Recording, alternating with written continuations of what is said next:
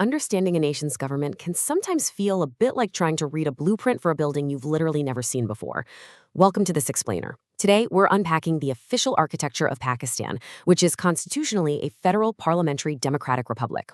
It's a seriously fascinating structure on paper, but as we'll see, any building is also shaped by the environment it stands in. So we're going to explore exactly how this democratic structure is designed and, more importantly, how it actually functions in reality. And that brings us to our core question. How does Pakistan's democracy actually work?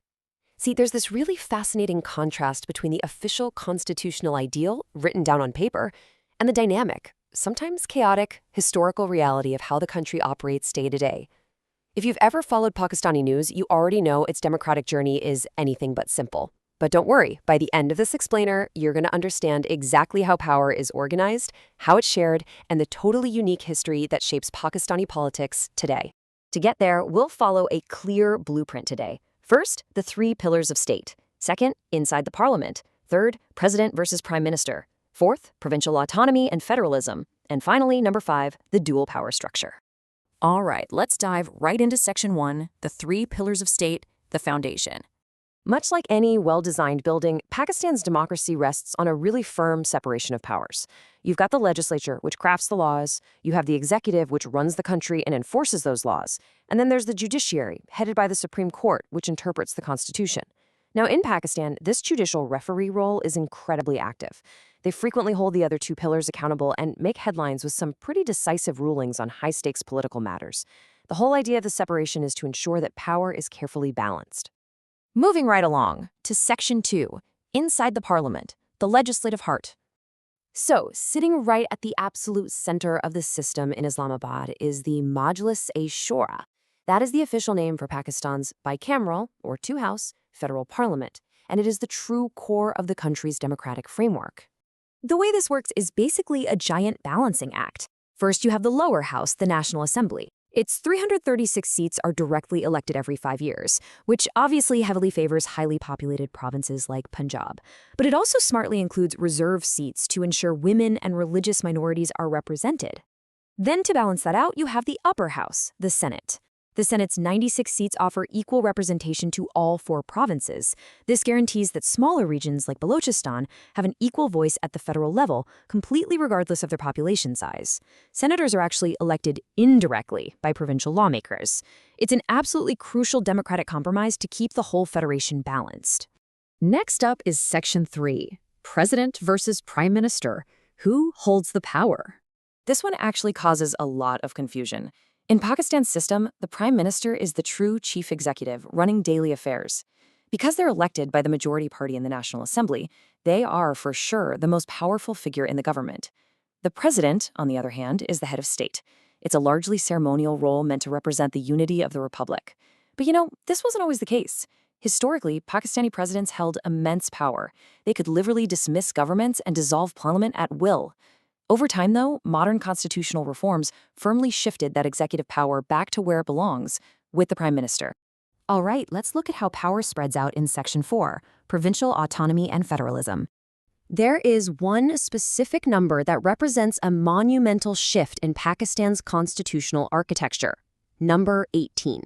Specifically, a historic moment that took place in the year 2010.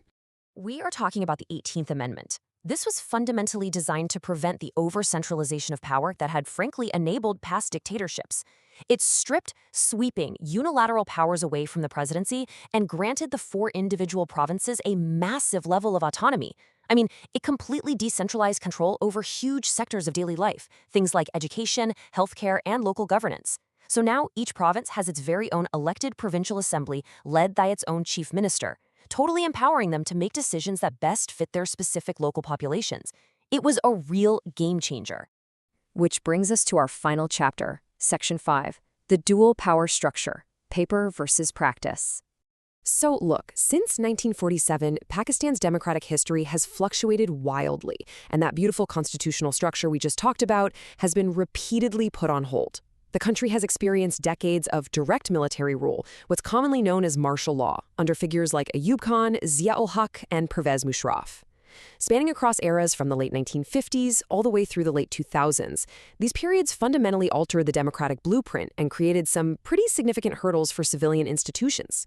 Because of this history, political analysts often point out what they call a dual power structure. The general consensus among experts is that even during periods of civilian rule, a really complex power-sharing reality exists behind the scenes. The military establishment continues to hold immense influence over critical areas like national security, foreign policy, and key state decisions. Want to hear a surprising fact about this dynamic? Because of this complex power-sharing reality and the constant political turbulence, no Pakistani prime minister has actually ever completed a full 5-year term in office. Not one. But hey, the story is definitely still being written. And the year 2013 serves as an incredibly vital turning point for Pakistan's modern political architecture. Why does 2013 matter so much? Well, that was the year Pakistan achieved its very first peaceful transition of power from one fully completed civilian government to another, which happened when the PPP handed power over to the PMLN. After decades of interruptions and military rule, this milestone proved that yes, the democratic blueprint can function, it can adapt, and it is moving forward. So, what's the big takeaway here? On paper, Pakistan is a robust, carefully designed federal parliamentary republic with clear constitutional boundaries. But in practice, it remains a deeply evolving system, constantly navigating a complex path between civilian authority and historical institutional influence. It leaves you wondering, right? Will civilian institutions fully secure their foothold in this evolving democracy?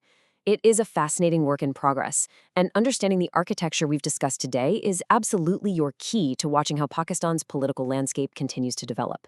Thank you so much for joining me for this explainer. Keep learning, stay curious, and I'll catch you next time.